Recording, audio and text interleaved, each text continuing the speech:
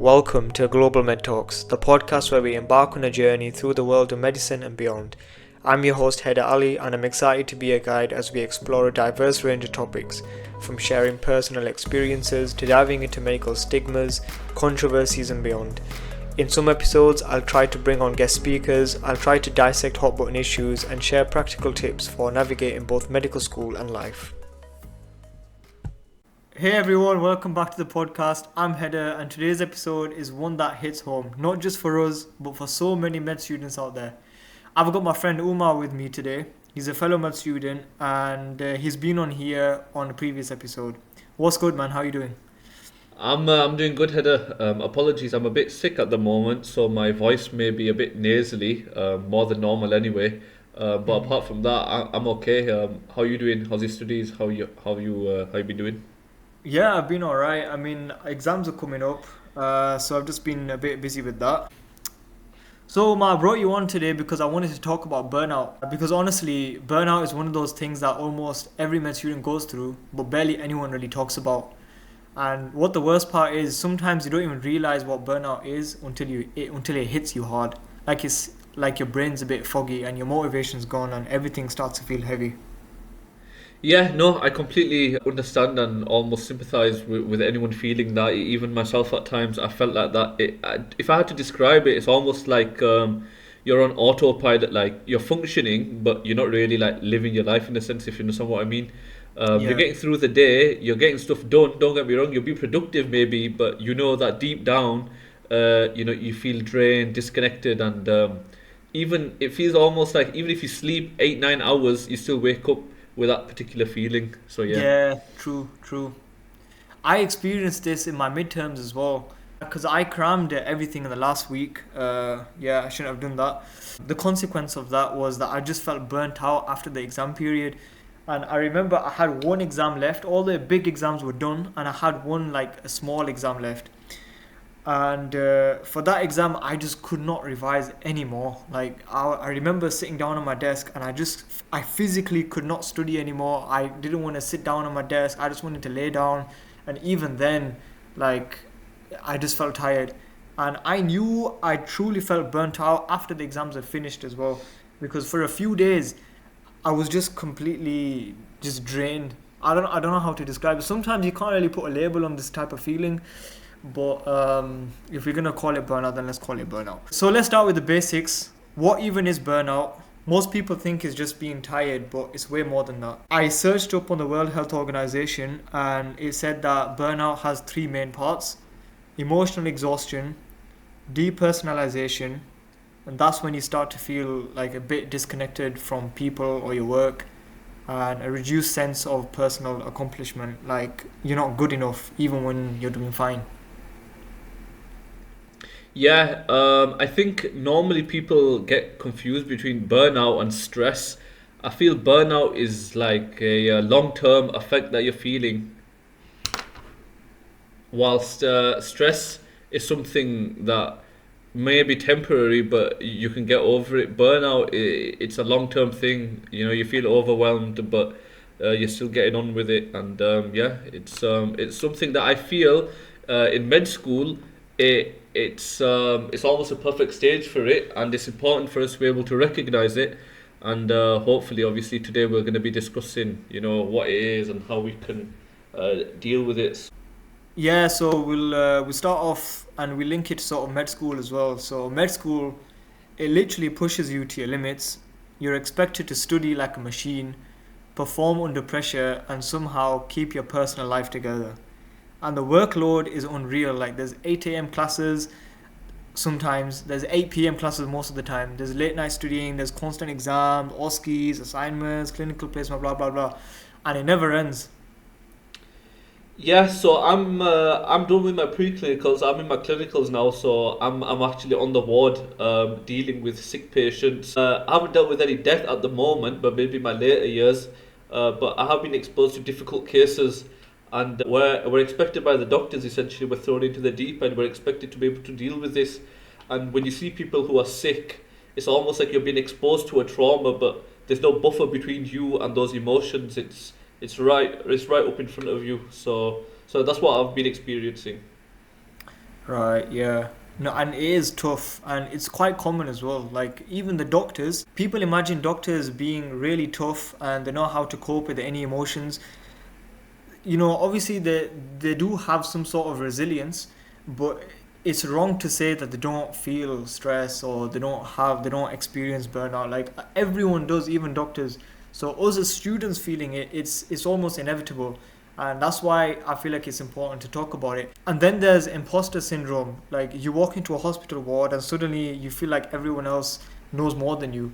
Even if you're doing okay, I don't know, you feel like a fraud almost. And that will be another episode, guys. So stay tuned for that. Yeah, and to be honest, to make it worse, what I found is it's almost I think I can call it supposed to call it I'll call it comparison culture almost. Like, even there's one thing comparing yourself to doctors who are qualified, but even fellow students, I see on their social medias that they're publishing, sorry, not publishing, posting their schedules, their highlight reels, their amazing scores that they've been getting in their midterms and finals, and it's easy to compare yourself and think, am I even doing enough? Is what I'm doing, even worth it? Yeah, true, true. And I feel like everyone sort of asked themselves this question as well. And no one wants to admit it, but everyone is feeling what you're feeling as well. So it's it's one of those things where if you bring it up, a lot of people will be there to support you because everyone's going to be like, oh, you know what? I also feel like this. And I feel like the reason why people hide it is because, especially in medicine, it's a competitive field.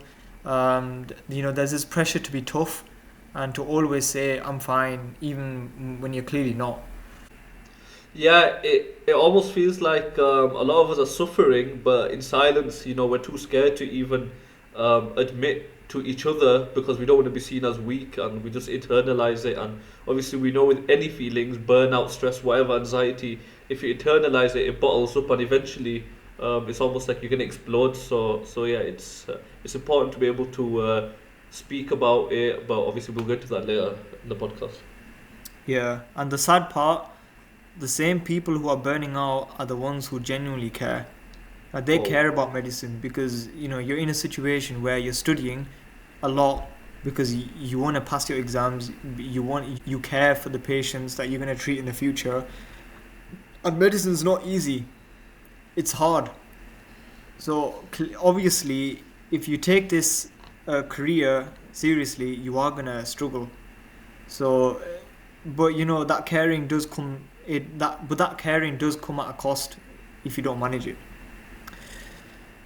So, let's break down what burnout actually looks like, how it shows up in our day to day. Yeah, so if it's okay for me to start, I Yeah. feel in my personal case, because obviously everyone's different, for me it started with procrastination. I'm not the most hardworking student, but I'm not the most lazy as well. However, I felt that it just got to a point where I couldn't even bring myself to open a book, read a textbook. Everything just seemed so monotonous and long-winded that even when I tried to, I just couldn't focus. Yeah. It's not about being weak, it's like your mind just refuses to engage. I'd read a page 3 times and retain nothing. And, I saw this meme once on Instagram and I resonated to it quite a lot. It was a picture of a skeleton and it was just reading a book. And the caption was, oh, when you read the page 10 times and you still don't understand a word that you read. And sometimes I always think of that meme every time I'm reading a page or I'm reading a PowerPoint slide. And I'm just thinking to myself, what am I even doing? I've spent like 15 minutes on this slide. I don't know what I'm reading. And it's mostly because I'm just tired. Like, it won't be my first slide. It'll probably be like the 64th slide or something. And there'll be a moment where I just can't go on any longer. And that's when I know, like, I need a break. Yeah, and then for me, what also comes with that, it's like almost walling yourself off. You disconnect with everything and everyone. You stop replying to texts. You stop making an effort to reach out to friends. Just obviously, we go out quite a lot for coffee and that, but it's easy to just stop reaching out and isolate yourself. And it gets to a point where even small, just small conversations between friends or with a passerby, it just feels like it's just too much effort for you to do. Yeah, true. That is actually very true. And physically as well, like you can feel it in your body. And people commonly mistake this with being ill.